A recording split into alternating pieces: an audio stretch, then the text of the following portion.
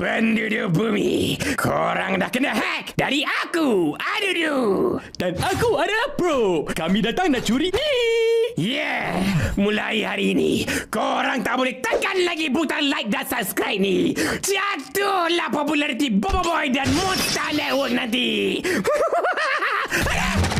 Diam Michi Bos. Cerita dah start dah. Wow! Wah. Nampaknya kita perlu kembali. Pelajaran teleporter. Teleporter? Macam mana pula ni? Salam perkenalan. Saya Angah. Saya Asyik. Dan saya Drop the beat. ALONG. ALONG.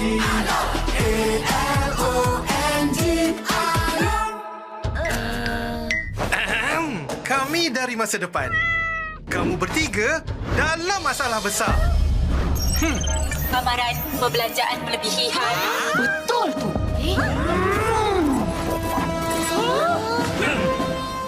Simpan sikit-sikit, lama-lama jadi bukit. Mulakan simpanan dengan ASMB Ninja. Jadilah generasi labo. Terbaik. Papa, Papa, kawinlah hatiku. Bila gelisah, Papa ada selalu. Kasih sayang diberi padaku.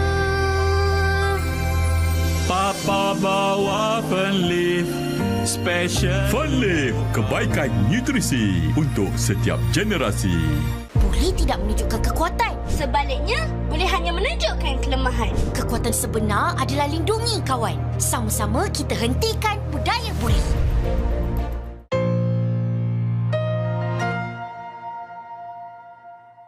Cerita dimulai dengan diperlihatkan Panglima Yanari dan Mas Gartu yang sedang berada di depan batu perjanjian Panglima Pairapi dengan Mas Mawais. Dan singkat cerita, setelah scene merayakan perdamaian suku Bara dan Salju, kita diperlihatkan Bobo Boy dan kawan-kawan yang ingin memakan makanan yang dihidangkan. Dan singkatnya, setelah agenda makan bersama itu pun kita diperlihatkan scene Bobo Boy dan Fang yang sedang berbicara dengan Panglima Yanari dan Mas Gardu. Dan di situ Panglima Yanari dan Mas Gardu berterima kasih dengan Bobo Boy dan semuanya, karena hal itu pun membuat mereka bisa merasakan hidup yang aman.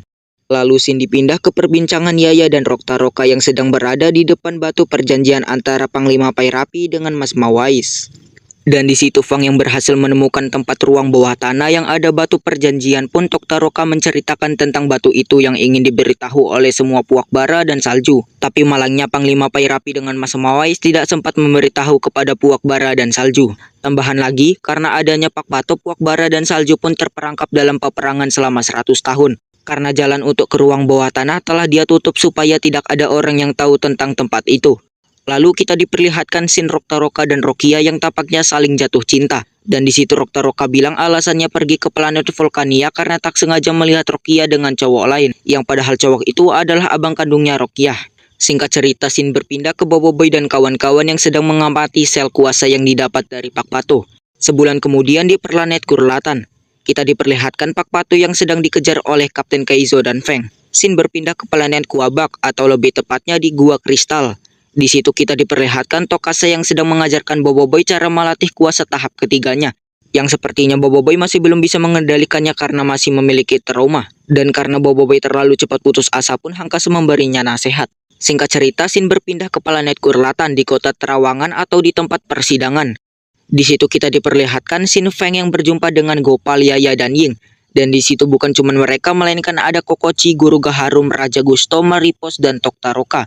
Dan di situ Feng memperkenalkan kawan lama dia, yaitu Kirana, sang pewaris kuasa Voltra. Scene berpindah ke Kapten Kaizo yang sedang membawa Pak Pato. Tapi di situ Pak Pato yang sempat melepaskan diri sejenak pun langsung mengaktifkan salah satu robotnya. Scene kembali ke kamar persidangan. Di situ ada Kokochi, Maripos, Guru Gaharum, Rokta-Roka, dan Raja Gusto yang sedang menyimak dari perbicaraan Kirana yang mengusulkan kalau Tapops dibubarkan. Tentu saja mereka yang mendengarnya pun ikut terkejut karena Tapops adalah pelindung galaksi yang telah banyak menyelamatkan planet-planet. Tapi tiba-tiba ada seseorang yang melempar bola asap ke ruang persidangan dan tidak lama kemudian datang robot-robot yang mirip robotnya Pak Pato. Dan di situ Gopal, Yaying dan Feng pun bergegas untuk melindungi mereka. Tapi saat mereka sedang sibuk melawan robot-robot Pak Pato, tiba-tiba Maripos terlempar karena diserang robot yang lebih kuat.